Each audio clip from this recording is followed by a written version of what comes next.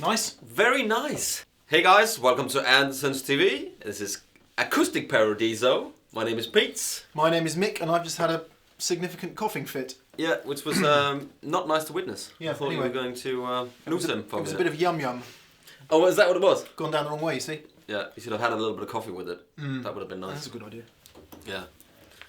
So, Gibson J45s then, Pierre. Gibson J45, one of the guitars that a lot of people inspire to get. What do you know about Gibson J45s? I must say I know that not very much of it. Okay. To be honest, I like them. I like them too. Yeah, I'm not. You know, I would actually. Yeah, I wouldn't mind having one of these. It's a good guitar. Okay, so the history of the J45 is that it was introduced in 1942. Okay. And it was a continuation of what Gibson called its jumbo shape, jumbo being J in the J45. The guitar that preceded it was a J35. Okay. Why was a J35 called a J35? You tell me. Because it was $35. Is that what it was? See if you can answer this one. Why was a J45 called a J45? Because it was $45? Bang on! Bang on! Imagine that. You go, what are we going to call this guitar? I don't know, let's call it the J45 because it cost $45. Today we call it a J2000 and something. Yeah. So, anyway, it's slightly confusing. Yeah. Because the J means jumbo, but of course when you talk about Gibson jumbo, you think about J200. SJ, super jumbo. Yeah, the big one. Right. Which we've also done a video on. But it is essentially a slope shoulder dreadnought is what it is. Yeah. And it was in response to Martin's dreadnought, which was also a slope shoulder dreadnought. Yeah. 1929. Yeah. So in the 30s, Gibson responded with the bigger body guitars. All the way through the 20s and the 30s, guitars were getting bigger. Yeah. Is basically it. Yeah. So fast forward, J45 has been in Gibson's line pretty much ever since then. Changed a bit over the years. In the 60s, they did things like put metal adjustable bridges and all kinds of things. Yeah. The J50 is essentially a natural finish J45. So quite a lot of changes, as many Gibson guitars have changed over the years. But that's about it. And today it exists 2000s. pretty much in the way that it was back then. Okay. And these are standard series guitars, made in Gibson, Montana. 2016 models. Yep. You can get more vintage correct ones, which have lighter tone woods, better selected wood, some more vintage correct features. But these are the standard J45s. This is a J45 standard, which means it has mahogany back and sides. Yep. And that is a custom. Yeah. Which has got rosewood. And it's a blooming nice bit of rosewood, I have to say. It is, isn't it? Yeah. Tip it up a little bit. All the way that way. Oh. Yeah, it's nice light colour. Yeah.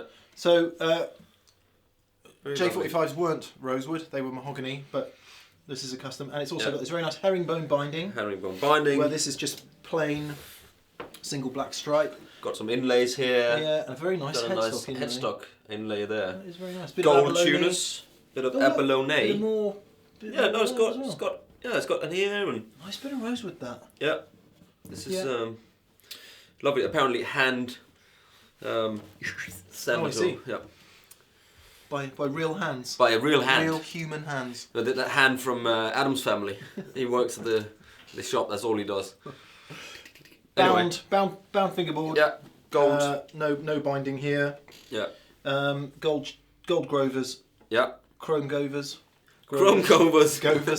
Gover. He was in. No, he was Grover, wasn't it, in Sesame Street? Grover. Yeah, probably. Yeah. Anyway. Oh, no. Anywho. Other than that, they're the same. Yeah. 6 spruce top.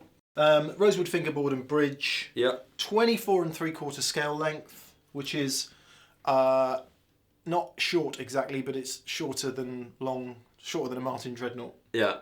And shorter than a J200. It does feel shorter when I can feel it's shorter. Yeah. The neck is also a little bit wider, is it?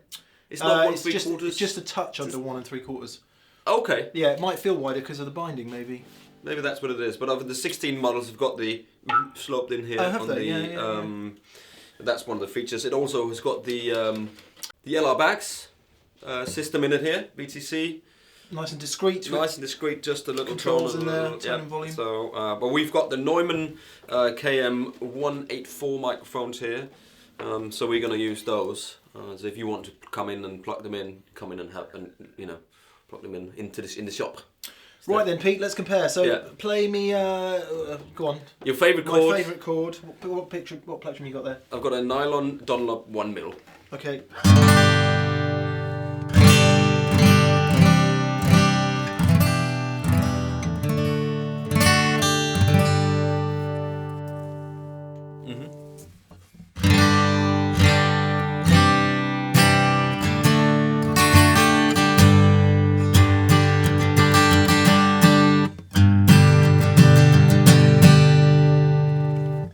Okay, what we're going to do is you're going to play both guitars, because people have asked for that. They said, it's all very well you comparing two guitars, but you both play completely differently, so can we hear them by the same player? Okay. So Okay, I'll be guitar swapper. Okay, you guitar swapper. So.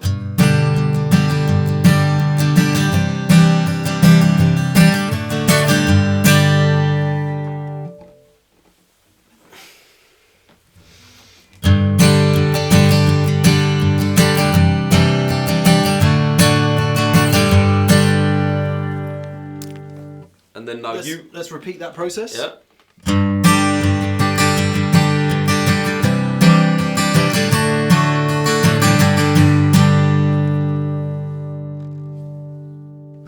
Nice ring there. Nice sustain.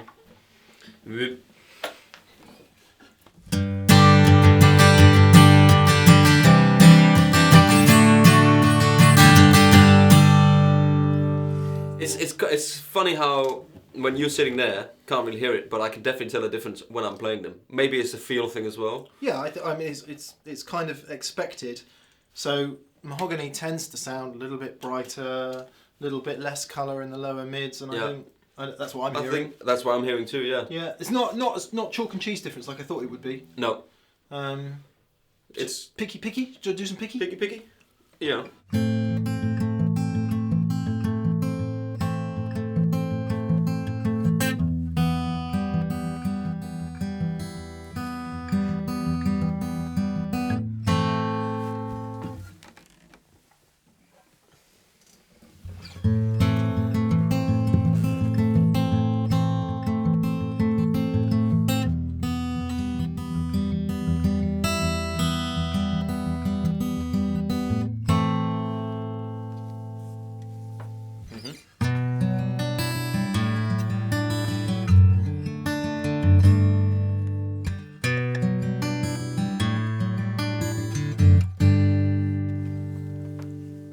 Nice. Open strings there, good kits.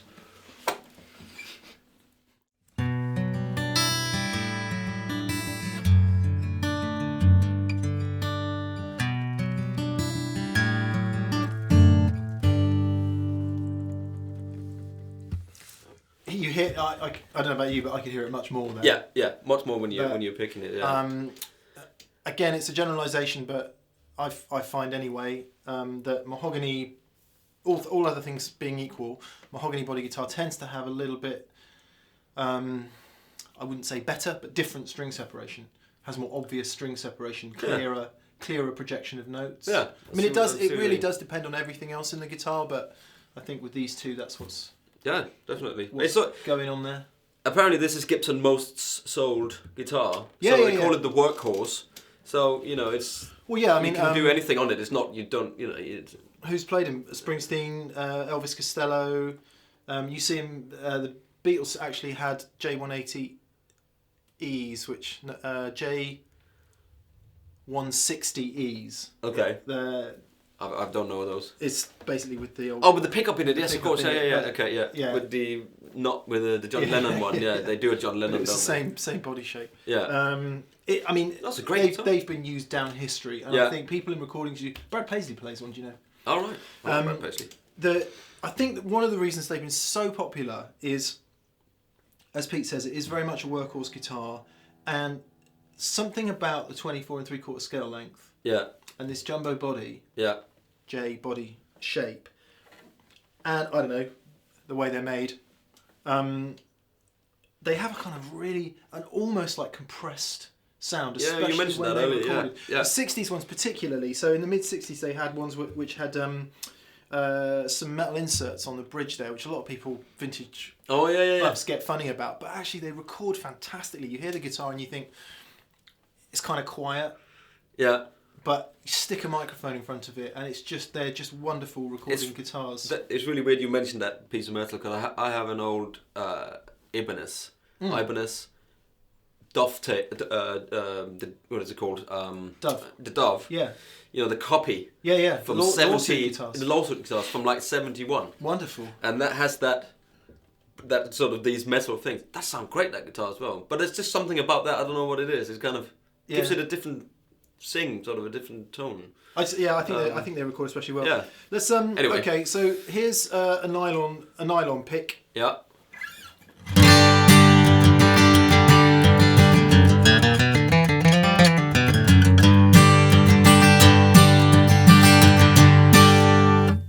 And here's a Dunlop prime tone, much harder, 1.4.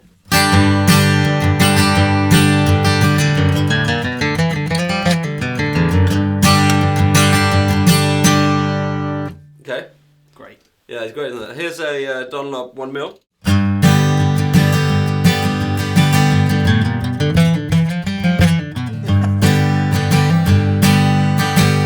I didn't know if I could play that riff. He's totally nicking all my licks. The thing is, he can learn my blooming licks. I can't learn his. Was it right though? It's kind of, wasn't it? Really, yeah. Anyway, and this is a Gravity Danish Pete pick. Oh, so it is. So Nice. this, yeah.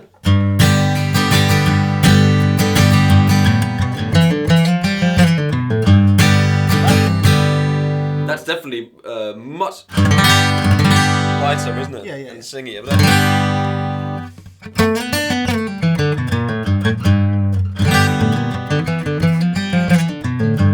nick your leg.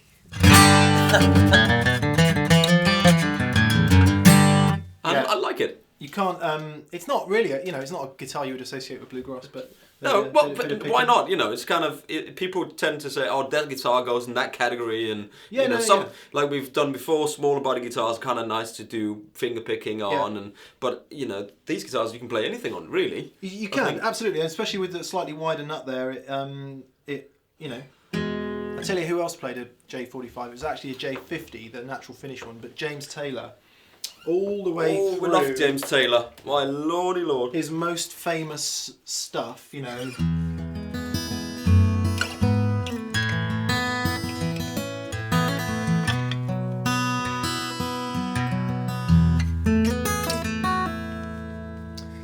that stuff. That's beautiful. And, beautiful, isn't it? I don't know if I can't remember if it's Capo 3, might be Capo 2.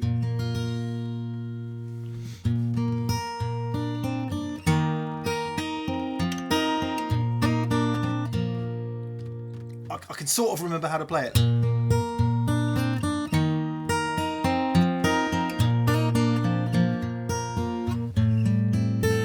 Something like that, isn't it? I don't. Yeah. Oh, Something. or minor. Something. So he played one as well. So you can't. So the point of mentioning that is that it's not just a strumming guitar. You can absolutely pick brilliantly on it. And it's a great recording guitar. That's why we're using the microphones here, so you can hear what we kind of hearing in the room, Yeah. There's absolutely nothing wrong with those, is there?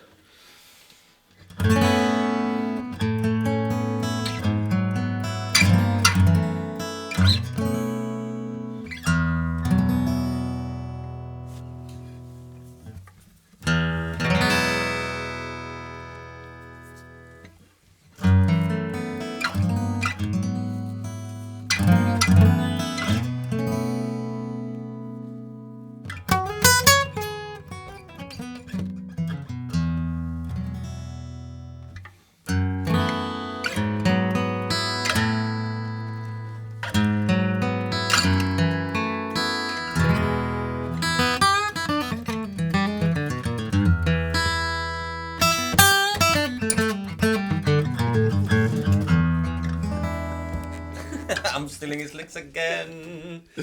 Anyway. I just want to try one more thing. Yeah, oh yes.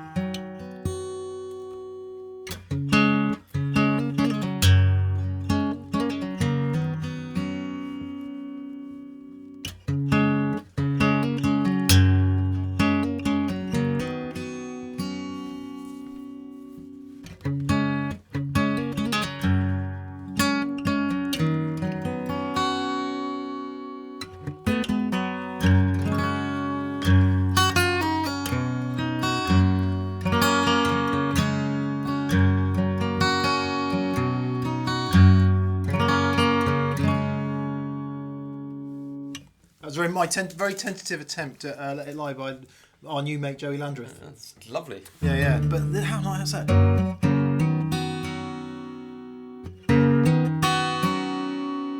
Just seems to suit that. Yeah. Oh, I like it. Apologies to Joey for playing it like that, but there we are. You should hear him play it.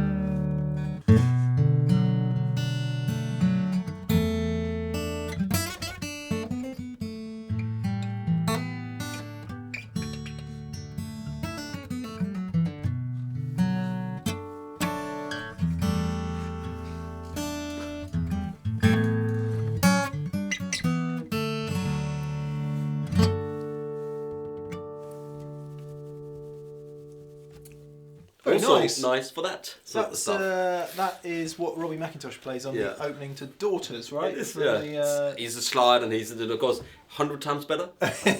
But he's absolutely amazing. But, a bit of alternate tuning can really just... opens up a world, a completely different world. Yeah, sends your fingers off in a completely different place. I think is there one of these where you got the G system on as well in the back there, so you can just go, Robbie McIntosh tuning, and it just goes... I'm not quite sure, but I know that there's some of them like the songwriters and some of the other, they've got the G system on there, which is, or G-Force. Yeah. Yeah. Anyway, you should go and check them out. These guitars the links are below. Yep. And they are in Andertons for you to go and try out, basically. Gibson J45 Standard. And J45 Custom. There we are. I'm Pete. I am Mick. This was Guitar. This was Acoustic Paradiso. So I'm getting confused. Anyway, see you next time. Bye-bye. Bye.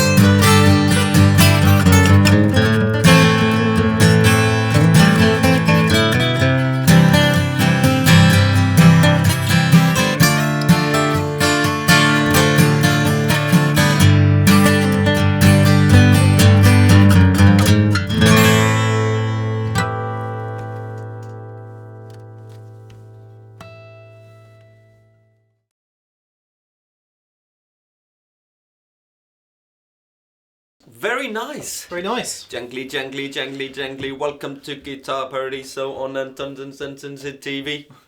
That was nearly rapping, mate. It was country rapping. Country rapping, yes. Rapping. I am Mick. And I'm Pete. How are you all today? You okay? No.